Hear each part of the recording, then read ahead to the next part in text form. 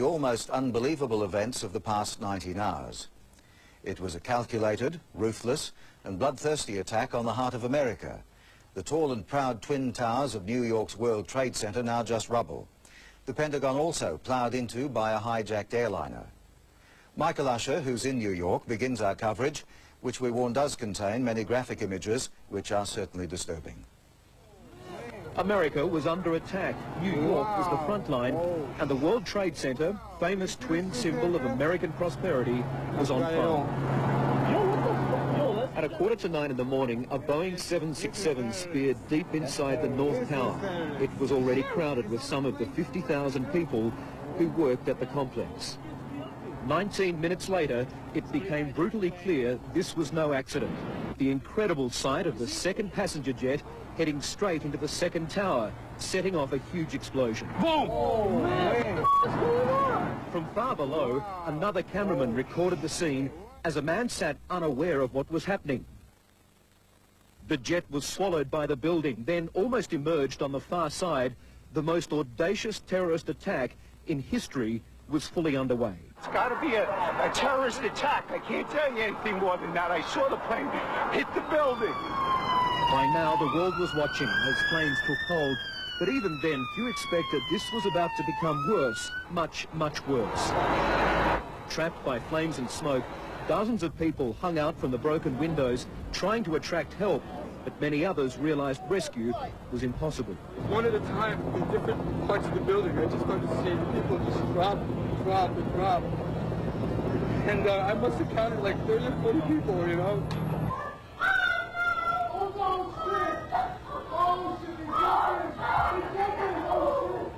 For all those who somehow kept hope alive and thousands more scrambling to escape down the stairwell, all hope ran out.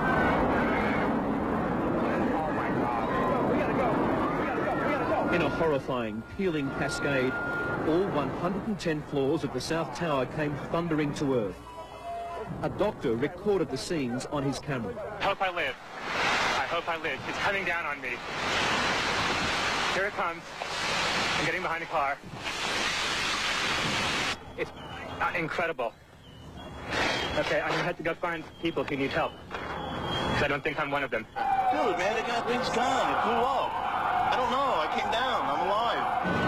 Still around, guys. Still around. Another cameraman kept recording as a massive dust cloud rolled towards him. Then the shockwave knocking other people to the ground. Everywhere, people running. This reporter telling how a stranger tried to save her from the blast. Finally, as we ran and ran, he slammed me into a wall and covered my body with his. I could feel his heart beating against my backbone. And I think both of us were sure we were dead. And then the North Tower, also shaken to its very foundations, could stand no more. The second one is going down now, as I speak live. The second one is now collapsed down to the ground. I'm asking you for your life. Get the f*** out of here, please. All right, we got so many people dead with that. Let's go, please, out of here. I saw it blow and then ran like hell. Thank God. I'm 69, but I can still run. This is now the terrible task at hand, emerging from the dirt and rubble and smoke. The fleets of ambulances, presumably carrying the many, many dead. Any way possible, rescuers rushed to help. Any transport they could find used to get the injured to hospital. One conservative estimate has up to 2,000 people admitted to hospital, mostly with burns and breathing problems. Also turning up, people answering the appeal to give blood on a scale not seen outside wartime. With both towers gone from the New York skyline, their rubble filled the streets for blocks around the scene. Also on the ground, an engine from one of the jets. Fire engines and other emergency vehicles were pounded by the wreckage. Up to 300 police, firemen and paramedics are thought to be among the dead. I'm some of the best people in this department. I can't find anybody from 5 rescues and 7 squads. And it's just, it's a devastating thing. Have you seen people bleeding, and what did you see? Oh, everybody could see. You want blood? There's blood. Everybody's bleeding. Nightmares. Armageddon right here. Overshadowed by all this, another outrage an hour later in Washington. A third hijacked passenger jet aimed at the heart of America's military, the Pentagon. The aircraft crashed right through to the central courtyard, killing all 64 on board. 20,000 people work at the Pentagon, and the death toll on the ground is said to be at least 800. Fearing the White House was another target, the Secret Service evacuated all staff except for the government executive and military high command bunkered below the building. A fourth and final hijacked passenger jet remained a menace in the sky, apparently unable to reach its target of the Camp David presidential retreat. It crashed in Woodlands in Pennsylvania. There were no survivors. Another 45 innocent passengers and crew taken to their deaths. Back in New York, the tragic sight of a mortally wounded city, but Lady Liberty's standing strong. America will be leaning heavily on her symbols of nationhood, comforting the bereaved, tending the wounded, and looking for justice against such ruthless invaders. In New York, Michael Usher, National 9 News. Michael Usher joins us now. Michael, it's the middle of the night in New York. The rescue operation continues. How close are the emergency teams to the worst of the destruction? Well, they are cautiously moving closer to Ground Zero, the heart of the destruction. Over the past few hours, we've seen hundreds of tons of heavy machinery being driven into the site. They will slowly start to pick through the ruins. There have been some reports of some survivors underneath all that, using their mobile phones to call family, but so far no confirmation that any of those people, those poor people, have been pulled out alive. Still beneath those collapsed towers, the intense fires continue to rage. They simply haven't been able to put them out. And in the past few minutes, a very sombering sight, busloads of exhausted firemen and police and rescue workers that are being driven out, having finished their valiant shifts, their faces covered in dirt and dust, many of them just sitting in silence and staring out the window. So with daylight in just a few short hours here, New York will wake up to a skyline that's been maimed and mutilated by terrorists, and a city that will essentially remain shut down for many days in very much a state of emergency. Back to you. The death toll from this tragedy is still anyone's guess. Many thousands were in the World Trade Center. About 300 firemen and another 100 police are missing after going to help. Up to 800 could have died at the Pentagon and at least 200 on the 4 planes. Americans truly believe that today someone, some group, declared war on them. As they watched the horror of it all unfold before them on television, the country went on a warlike footing. The worst part about it is there ain't nobody to fight. With the World Trade Center burning in New York, the Pentagon partly destroyed in the nation's capital, the White House was thought to be the next likely target. Move everybody across the street. The president was out of town in Florida, so everyone, except the vice president and his national security team, were told to get out. I'm told that a plane went into the Pentagon and they're chasing us off the ground here. The vice president then headed for a bomb-proof bunker to coordinate a response to the crisis. Everybody back. With the continuing threat in Washington, the Secret Service ordered President Bush to stay away from the city. A meeting with school children in Florida was abruptly interrupted, but he was soon trying to reassure a shocked nation. Freedom itself was attacked this morning by a faceless coward. And freedom will be defended. President Bush was eventually given the all-clear to return to Washington in the late afternoon. His plane shadowed all the way by a group of fighter planes. Soon after, an obviously shocked president appeared on the nation's TV screens. The pictures of airplanes flying into buildings, fires burning, huge structures collapsing, have filled us with disbelief, terrible sadness, and a quiet, unyielding anger. He described the death toll as in the thousands and issued a warning to those responsible for the attacks.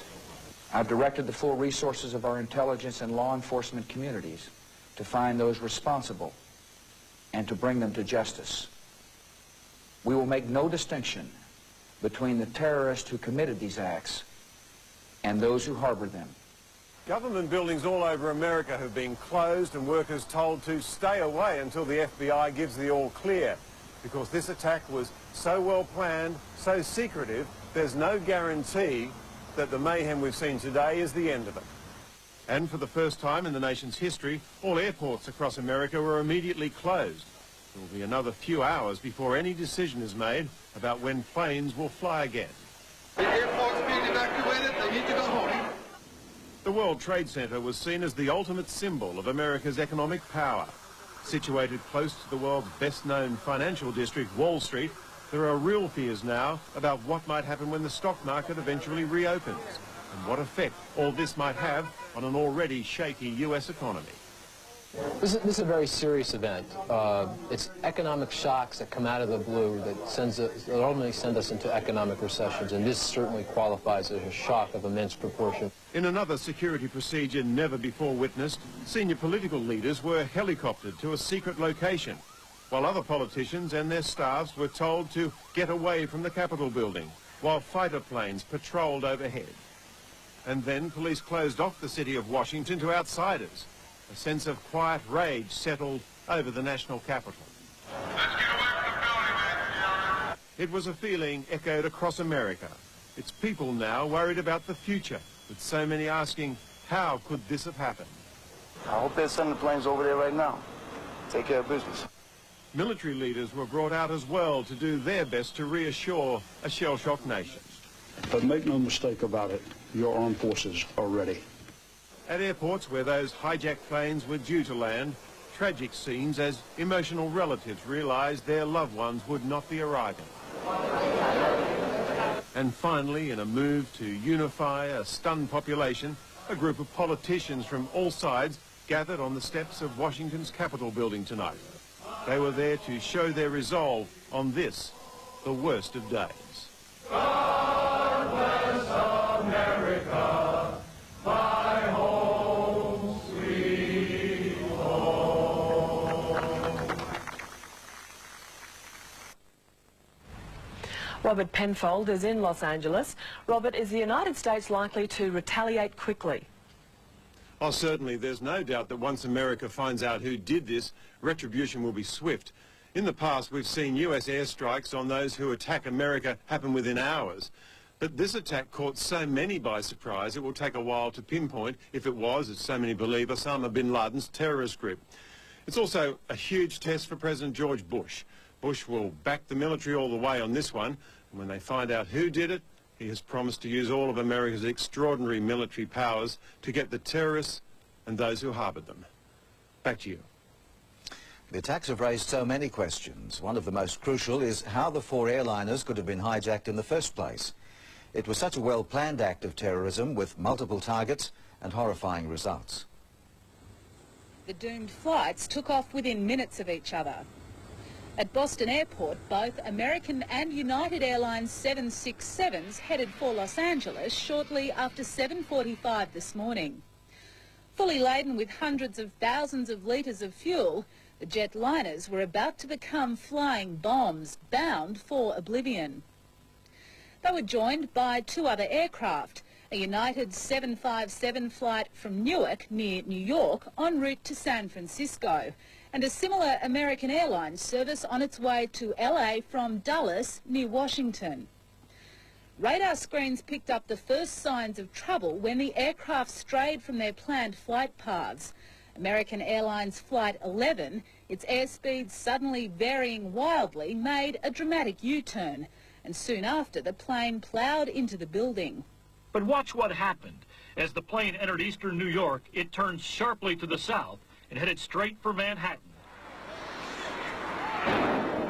At 9:04, there was almost an instant replay as the second 767 followed, this time crashing into the middle of the other skyscraper. But there were still 2 hijacked planes in the air. One of several terrified passengers who managed to make a mobile phone call was Barbara Olson, wife of one of President Bush's most trusted advisors, the Solicitor General. In her final moments alive, she pleaded for help and offered chilling clues about the unfolding mid-air terror. A woman calling her husband, saying that these hijackers were on board, that they had box cutters, those sorts of knives, and they had herded all of the passengers into the back of the plane. A third aircraft, American Airlines Flight 77, speared into the Pentagon building, a symbol of American military might and security, at 9:38. Meanwhile, the 4th plane, a flight from Newark, was headed west as air traffic controllers watched it turn back to the east coast. At 10:20, more than 2 hours after the coordinated attacks began, United Airlines Flight 93 crashed into a rural Pennsylvania field, and it's here that the best evidence yet of what went wrong may well be uncovered. Authorities hope to find the black box recorder containing tapes of cockpit conversations of those last terrifying moments. In the United States, Annalie Taylor, National 9 News. Prime Minister Howard was in Washington when the attacks took place. He's offered Australia's support and sympathy to the United States and has cut short his official visit. John Howard faced the media in Washington only minutes after the first terrorist strike on the World Trade Center towers, and he was clearly shaken. Can I just say before I start on any domestic things how horrified I am at what I've just heard regarding what's happened in New York. As the Prime Minister answered questions, an American Airlines Boeing 757 slammed into the Pentagon, America's key military command centre within sight of Mr Howard's hotel. It appears to be a most horrific, awful event that will obviously entail a very big loss of life. Oh, dreadful. Just appalling. Awful. Just 400 metres away, Australian television cameramen were caught up in the chaos at the White House as security was placed on full alert and federal buildings around the Capitol began to be evacuated. Folks, we need you to clear out this area immediately! Mr Howard, his wife Jeanette and son Tim were rushed to the safety of a bunker at the Australian Embassy, now under the armed guard of the US Secret Service. The Prime Minister was briefed on the tragic events unfolding around the United States and emerged 3 hours later to read a message he'd sent to the United States President on behalf of the Australian people. In the face of an attack of this magnitude, words are always inadequate in conveying sympathy and support. You can, however, be assured of Australia's resolute solidarity with the American people at this most tragic time. My personal thoughts and prayers are very much with those left bereaved by these despicable attacks upon the American people and the American nation. Mr Howard joined the international condemnation of the attacks. I can only hope, as I know all decent people around the world will, that those responsible for this despicable series of attacks upon the United States will be hunted down and meted out the justice that they so much deserve. From Washington, the Prime Minister was scheduled to fly to New York tomorrow for talks with United Nations Secretary-General Kofi Annan and a series of meetings with local business leaders. But that program has now been cancelled. Obviously, in the light of what's happened, it's unlikely that I'll complete my program. But there's no firm indication when the Prime Minister will leave for home. He's expected to stay in Washington for at least a day, where he'll watch the events unfold. In Washington, Nigel Blunden, National 9 News. And reporter Nigel Blunden joins us from Washington. Nigel, what are the Prime Minister's immediate plans? It's still a couple of hours before sunrise here in Washington, the US Capitol remaining on high alert, flags stay at half-mast, and the smoke from the Pentagon is clearly visible in the night sky. Our Prime Minister John Howard remains at his safe haven, the Australian Ambassador's residence in Washington. He's there with his wife Jeanette and also son Tim, who's with his parents here in the United States, as well as a couple of other of the key officials from the Prime Minister's party here in the US. At this stage, there's no confirmation as to just when the Prime Minister will return home. He has said through his office that he will stay for at least another day in the United States as finalisations of the actual logistics of getting Mr Howard are worked out, whether that being a commercial airline flight back to Australia or whether Mr Howard will travel home on a government jet sent here from Australia. While the Department of Foreign Affairs is unable to confirm any Australian casualties, its latest figures are that there are 50 Australians unaccounted for in New York. Thousands of Australians work there, many at the World Trade Center and in offices around the complex. Some told us today of how close they came. When the first plane crashed into the World Trade Center, Australian Adam Hopp was working on the 73rd floor. I literally thought it was the ceiling on the floor above me coming down on top of me. I turned and ran. Regina Schleider was working on an adjacent building with a 180-degree view of the disaster. We could see one of the Trade Centre buildings engulfed in flames, and part of it was missing. We could see people were jumping or falling out of the building. It was absolute carnage. Carolyn Rawson, working for an insurance company on the 103rd floor of the World Trade Center, saw the first plane crash into Tower 1. And there was a big heat wave, and someone from my team was there, and she said, just let's get out now. And we just ran out, but a lot of people hadn't realized yet what was happening. That urge to run immediately, her Australian family says, clearly saved her life. If she had stayed maybe 10 minutes and the second plane had hit, she would have been cut off from getting down to the first floor because the plane would have hit below her floor. Just 200 metres away from the second tower was Australian fashion designer Richard de Chazal. The next thing I knew, I think one of the wheels must have come off the plane. It hit somebody standing next to me. Richard phoned his sister in Sydney to say he was safe, but hit by debris. That news too much for his mother in Queensland. And he just saw it all happen. And sorry. You're very lucky. Yeah, very. Extremely lucky. And as the calls went out for medical assistance, Sydney doctor Jeff Darms jumped on the subway and spent 6 hours at the scene. Very much like the kind of things you may have seen in pictures of Beirut. The injuries really seem to be at two extremes. There are those who've been killed outright, and those who've got relatively mild injuries. He says he treated at least 30 victims. They're mostly crush injuries and burns. Many still don't know the fate of their relatives, and Australian families of known survivors, while thankful, are still reeling. It's so hard to come to grips with. I mean, when we first heard about it last night, all I could really think of doing is praying, you know, just praying. Cheryl Taylor, National 9 News. The Department of Foreign Affairs is taking many calls to its hotline for people worried about family or friends in the United States. The 24-hour number is 1300 555 135. That number again, 1300 555 135. But the department warns that because of the extent of the disaster, it could take some time to verify the welfare or whereabouts of Australians. Still, no one has formally claimed responsibility for the atrocity, but already American authorities say they have reason to believe that international terrorist Osama bin Laden is behind it. A sharp contrast to the shock and disbelief in the West. In the Arab quarter of Jerusalem, Palestinians were celebrating, showering children with lollies in a macabre show of triumph. In the early confusion, a Palestinian splinter group appeared to claim responsibility. That was quickly withdrawn, and it became clear that many in the Arab world wanted to distance themselves from the atrocity. We are completely shocked. Completely shocked. Unbelievable. The finger of blame is already pointing at this man, Saudi warlord Osama bin Laden, a billionaire. He's the world's most wanted and ruthless terrorist. He's said to be one of the few people in the world capable of such evil.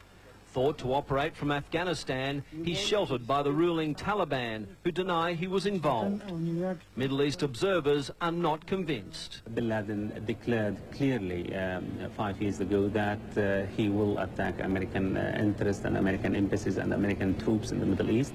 Bin Laden is already implicated in some of the worst terrorist attacks on the US. The 1998 bombing of American embassies in Africa, a suicide mission on the USS Cole just last year, and the first attack on the World Trade Center in 1993. For a time, it seemed that the US was launching a retaliatory strike, with explosions clearly visible in the Afghan capital, Kabul. Washington denied taking action. It later emerged that anti-Taliban forces were responsible. Whatever the evidence against bin Laden, the United States has many enemies, among them Colonel Gaddafi of Libya and Iraq's Saddam Hussein. Iraqi TV said the attacks were the fruit of American crimes against humanity. Israel's leaders are sobered as never before. At this most difficult hour, all Israelis stand as one with the American people. Israel has closed its borders to foreign planes and declared a day of mourning. It's clear that the world will not be the same place to live in from now on. The fear now across this region is when and where retribution will come. Simon Boda. The horror of what happened quickly spread around the world. Panic hitting the London Stock Exchange and other key buildings as security around the British capital was stepped up. The Queen sent a message to President Bush shortly after the attacks, saying she was in total shock. The building at the heart of London's financial district was not officially evacuated, but most people chose to leave anyway. The skyscraper in Canary Wharf emptied. So too did the headquarters of the London Stock Exchange, while other landmarks were closed as a security precaution. It's a somewhat surreal afternoon in that we could see that all was going on, and basically someone came round and said, right, everybody out. Many workers had colleagues based in New York's Twin Towers. To think that those people that certainly I knew in New York have collapsed along with the building is very difficult to comprehend. We know people in those buildings, so I just think it's terrible. It was early afternoon in London when news of the attack came through.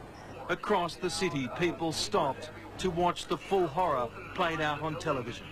For years, the City of London has lived in the shadow of terrorism from the IRA. After today's events, it's now clear that threat may come from further afield. With the United States virtually sealed off, transatlantic flights were cancelled. Those en route were either diverted to Canada or forced to turn back. The pilot came on and said, you may be aware that we've been circling, we're in a holding pattern. We are unable to enter international airspace. Prime Minister Tony Blair rushed to Downing Street to convene a crisis meeting of the government's emergency committee, which was quick to raise security to its highest level. Flight paths into London have been changed so there will be no civil overflights of central London. Security has been increased across the full range of government buildings and military premises. And on the streets it was clearly visible, the familiar ring of steel once again protecting the capital. US embassies both here and on the continent have been the focus of most attention. All have been given permission to close. In Moscow, President Vladimir Putin sent his condolences to the United States. French President Chirac expressed his outrage. There's no containing emotions. Across Europe, the grieving has begun. American 60 Minutes reporter Scott Pelley has been right to the scene of the disaster, managing to get inside the exclusion zone set up by New York authorities. He has spoken to rescue workers and recorded some of their accounts. Here now, his close-up view of this overwhelming day. On some of the highest floors, the inferno and the smoke fueled a panic that led some to the windows, where they were either blown out or chose to fall.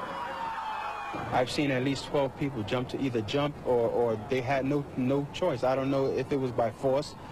They didn't want to get burned or they didn't want to blow up, but they just jumped. And just look at them flying out the buildings like they're paper. For New Yorkers who witnessed the catastrophe, there was no doubt for an instant that it was terrorism. It was too nice a day for that to be an accident. We're just talking amongst ourselves. You knew the plane hadn't gotten lost? Not a day like today, first thing. It was a beautiful day. How does a plane hit a building on a beautiful day like that?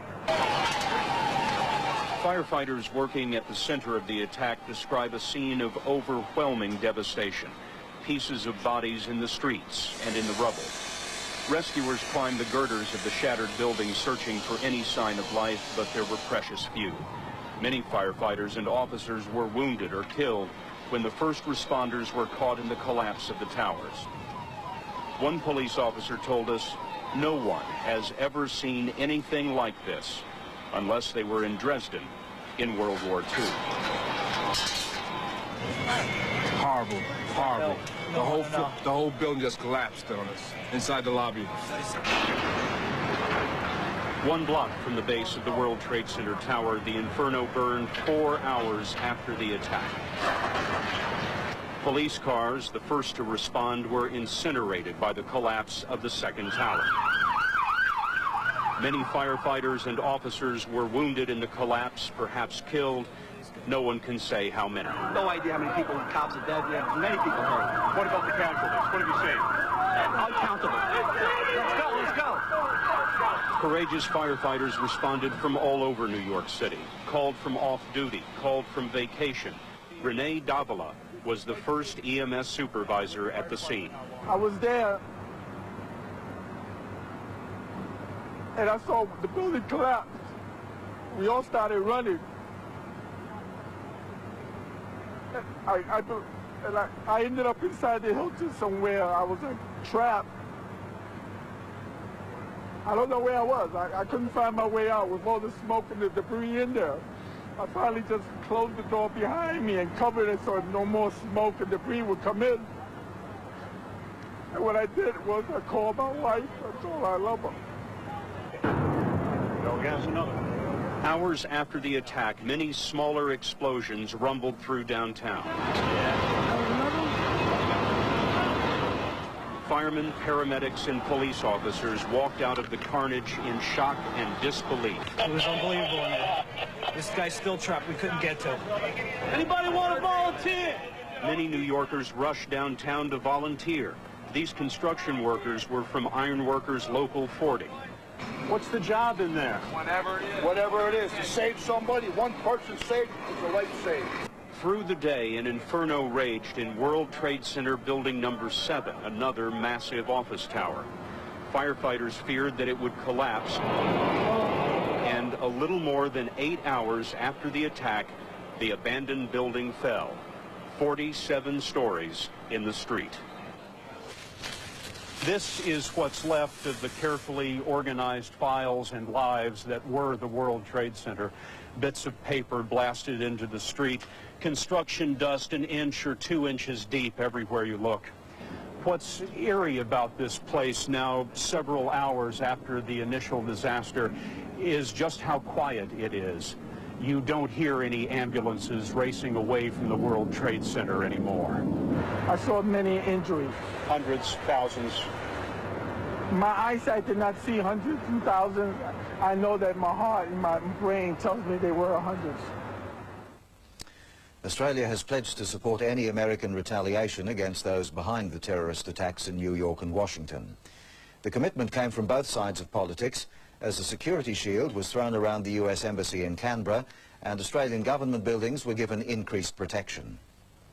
With the first news of the horrific events in New York and Washington, Australia's counter-terrorism plans swung into action. Intelligence and security experts working through the night, reporting to Acting Prime Minister John Anderson at 7 a.m. We've not seen anything like this.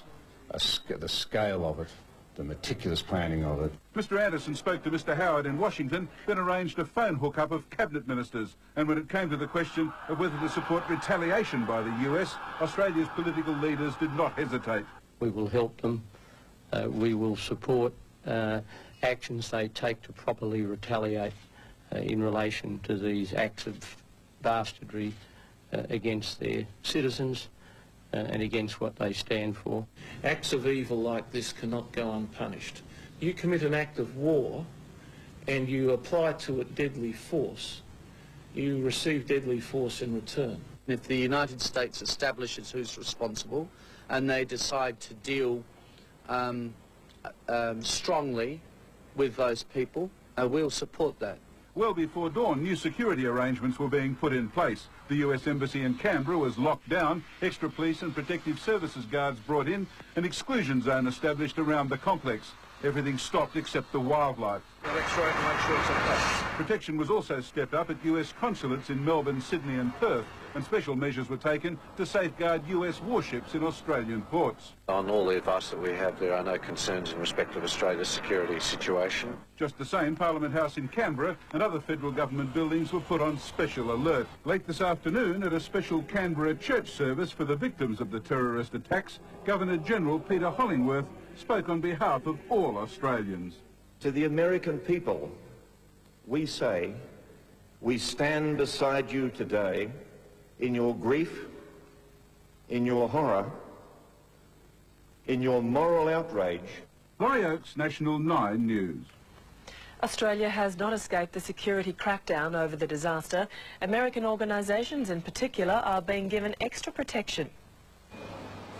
With security more intense than it was during the Olympics, Sydney International Airport early this morning was feeling the grip of a new world terror. Nothing was left to chance as sniffer dogs checked luggage at every corner of the terminal.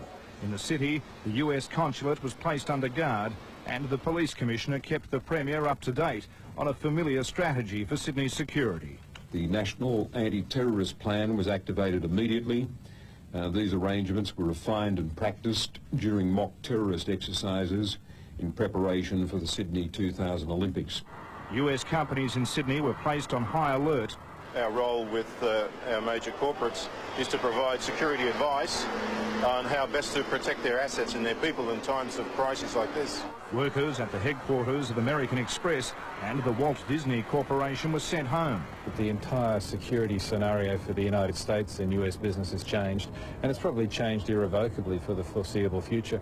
As many landmarks had their flags at half-mast, tributes and sympathy poured in back at the consulate, some just unable to hide their emotion.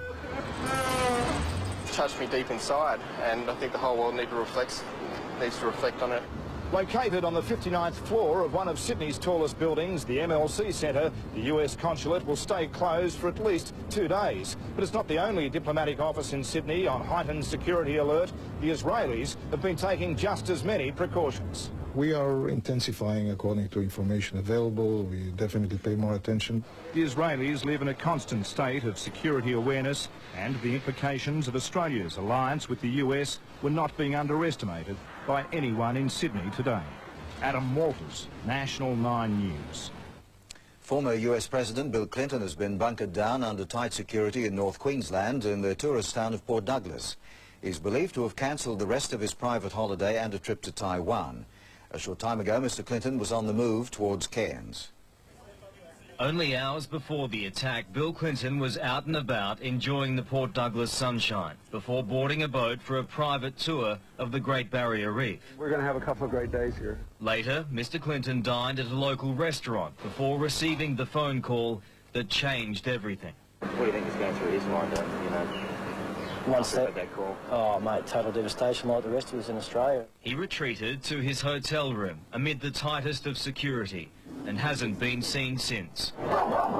Queensland police reinforcements arrived at the hotel throughout the night, concerned the former US president could be another target. Obviously, I can't go into the absolute details of it, but we're taking what we'd class as the normal precautions in a situation like this. This morning, the resort was virtually deserted. Has Mr. Clinton left yet?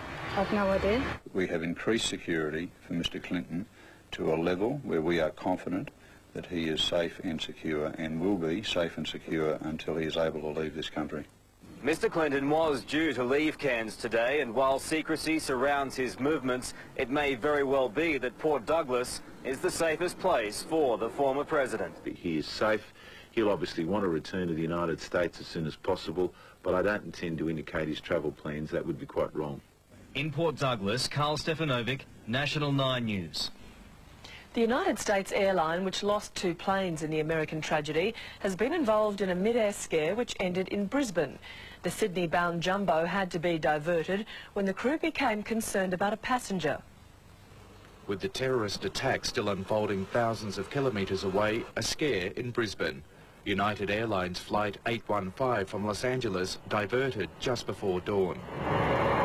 More than 200 passengers were forced to sit and wait as experts examined the plane.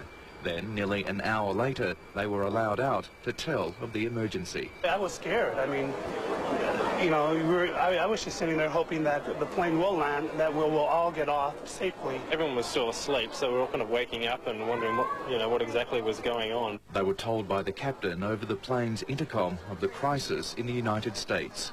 Oh, he just said you're always going to remember where you were. 5 passengers from Central America, including a man and his 2 sons, were taken away by federal and state police. The crew complained one of them had been using a computer which featured disturbing images. Just that there was a computer game being played with a plane on it, with the figure of a plane. The men were questioned and released at 1 o'clock. They'd flown here for a conference. With their plane well and truly grounded, many passengers were shuttled to the nearby domestic terminal for connecting flights to Sydney. Problems too for those leaving for the US. Among those told the Qantas flight would only be going as far as Auckland, Goodwill Games swimmer Chad Charvin.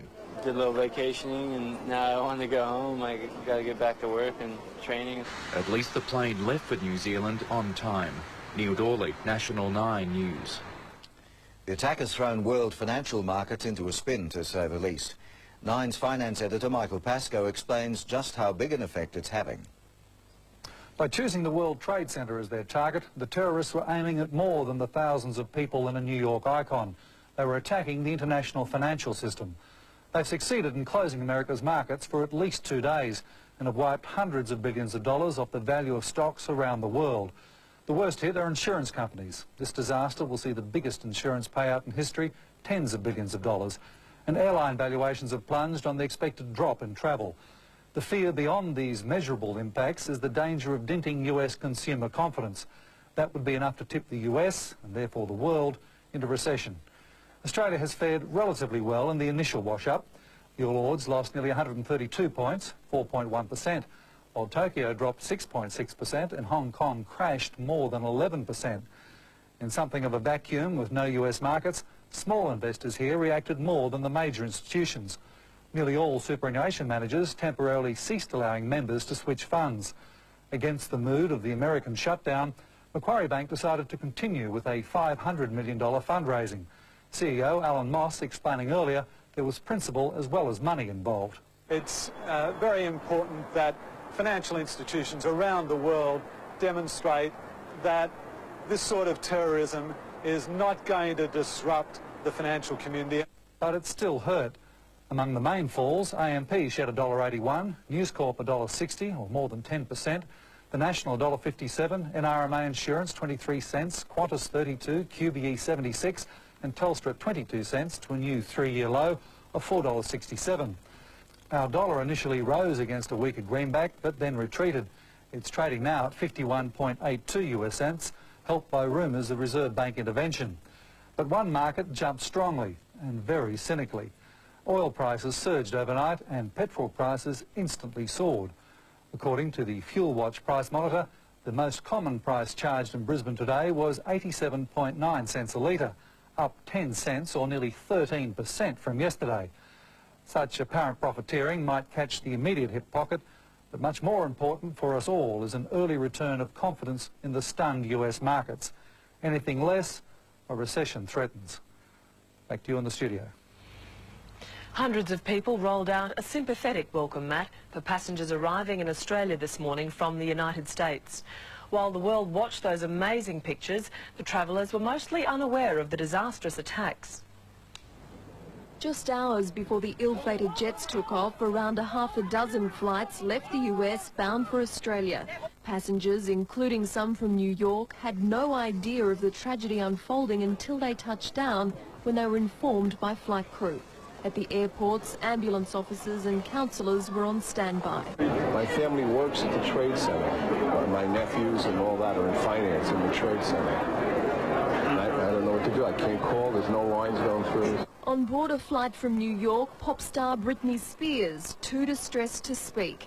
And newly crowned US Open champion Leighton Hewitt, a homecoming soured by thoughts of what if. All day yesterday I was sort of travelling around in the car holding the US Open trophy around those streets. For American backpackers on the Gold Coast, half a world away from home, the shockwaves were just as powerful. Took a couple steps back and I was just like, and it's just read America under attack. And my heart stopped, skipped a beat. Nick Cruz was in a nightclub when he found out. The music kept going, you know, and the people kept dancing and stuff like that, and it just paralyzed me. His biggest fear now, what happens next? It's just a tragedy all the way around, and maybe the biggest tragedy of it all is what's going to happen in reaction to it. Sally Eales, National 9 News. Across Brisbane, churches of all denominations have held special services for the victims of the American tragedy. Just come to pray for the survivors and those that have lost their loved ones, those that are going to be crippled by it, and just seeking for God's help and guidance. City workers joined regular parishioners to fill the pews for Mass at St Stephen's Catholic Cathedral. Others gave up lunch breaks to spend time at the Albert Street Uniting Church. With blanket coverage in newspapers, on radio and television, it's been a traumatic day for all of us. Many parents are concerned about how to explain these momentous events to their children. Every morning, 8-year-old Thomas and 3-year-old Sarah like to watch a little bit of kids' TV. But today, with normal programs suspended, the family sat stunned as the horror of the attack was played out before their eyes. The scene would have been the same in hundreds of thousands of homes across the state. Shocked parents wanting to know more, while children like Thomas wondered if it was just another scene from an action movie.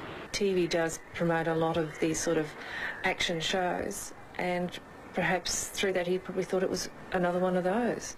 Worried about the impact of these graphic images, Mum Veronica finally switched off. I really didn't want them to become so overburdened with it that it becomes a preoccupation. But she doesn't want to make light of the dramatic events either. What do you say to children? And how do you go about dealing with these sort of issues? And if subsequent questions come up, how do you deal with those? They're questions parents will ask themselves, and the answers don't come easily. I suppose I'm just trying to sort of say that it's violence, and I'm trying to show them how some people solve their problems and how wrong it is. It's hard to explain. She asks a lot of questions, but it's very hard to explain to a 5-year-old exactly the devastation that's happened. Mum told me that they've hated America and they've done a really bad thing. Some schools across the state have taken the terrorist attack so seriously they've put counsellors on standby as the horror of it all hits home. At Stewart Home School, the chaplain was hard at work, encouraging Year 10 students to talk about what they'd seen. The Korean War with US under attack, I didn't know if it was World War III or what was happening. Back at the Percival household, Mum finally put a video on. But for Thomas, the ugly reality of the attack is now very real. The New York Trade building was on... Lexi Hamilton-Smith, National 9 News. We're now joined by psychologist Lee Hodder-Fleming, who specialises in post-traumatic stress disorder. Evening, Lee. Some of the pictures we've seen are quite distressing. What impact will they have on people, particularly children? Particularly children. Children will look at this and wonder if their world is ever going to be safe again, which is a very dramatic thing for a child to have to worry about. Lee, this has happened on the other side of the world. Are those fears normal? Yes, they are completely. I think if we just have a look at the broader community who I've spoken with today, they're all in shock over this, even though it's thousands of miles away. Lee, how should parents deal with it? Should they stop the kids watching?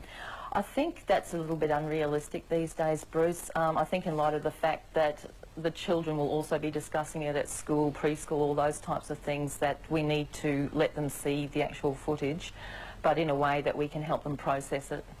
So do you suggest parents actually discuss this with their children? Absolutely, absolutely. Normalise all those experiences, those feelings that the children are going through, and let them know that this is a random act of terrorism, and try and reassure them that it is highly unlikely it would happen in our country with any luck.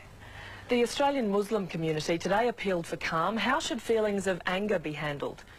It is very natural to feel anger about this situation. I think people will go through a variety of, right from shock, denial, right through to anger.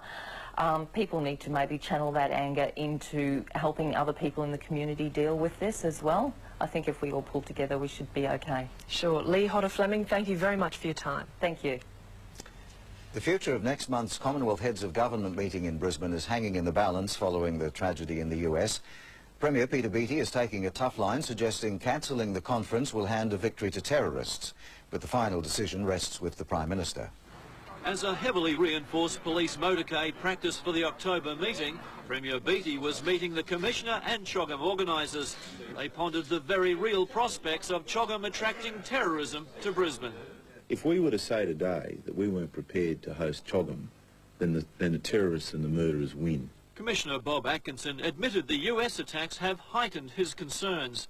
I think it makes us all more aware of what potentially can happen. Without elaborating, he hinted security has already gone up a notch. We have the full support of other agencies, including the Australian Defence Forces, the Australian Federal Police, ASIO, the Protective Security Coordination Centre, and other federal government agencies as well. The updated security measures drew howls of protest from the anti-CHOGM group.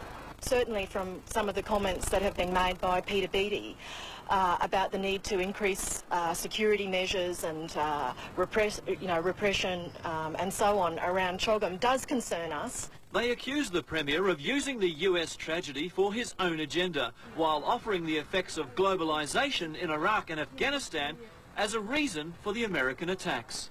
I think that possibly what's happened is that people who have suffered as a consequence of those sorts of policies, basically to back up oil profits in the Middle East, that you've got people who have reacted to that.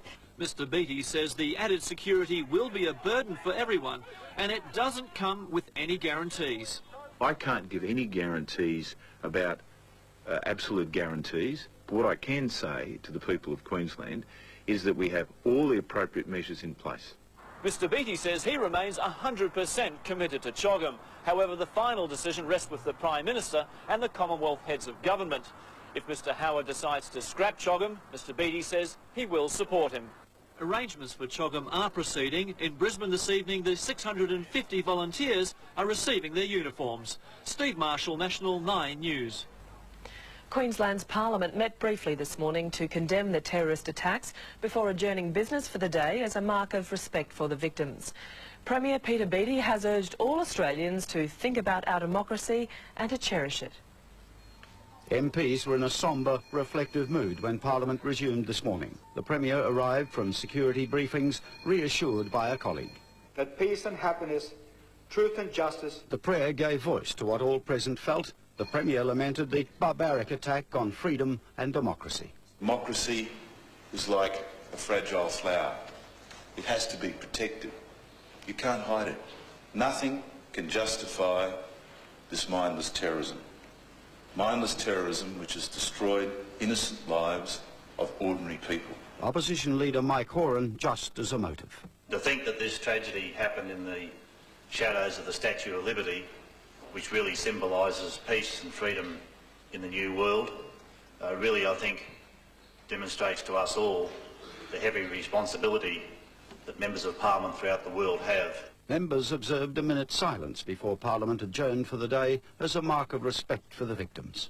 The last two occasions when Parliament didn't sit for a day were in '83 during a coalition crisis and in 1968 to mark the death of a Premier. As a further measure of the state's condolences, flags on government buildings were lowered to half-mast for the day. Spencer Jolly, National 9 News. There is, of course, some other news tonight, and we'll take a few moments for that in our continuing coverage of this disaster. Firstly, the future of Ansett is looking bleak. Qantas has decided it will not buy the troubled airline because Ansett's problems are simply too great.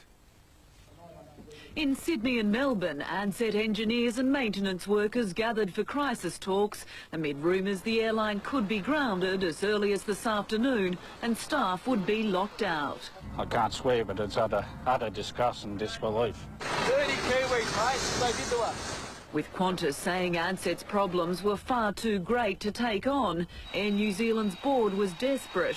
After running Ansett into the ground, it wanted taxpayers here to pay for its mistakes, begging the Australian government to underwrite the airline's billion-dollar debts while it attempted to create a new discount carrier, Ansett 2, a Virgin-type operation only bigger. We've just been advised that the Australian government does not favour this proposal. As the pilots' union offered a staff buyout, Ansett's parent company then signalled a fire sale, claiming they'd received other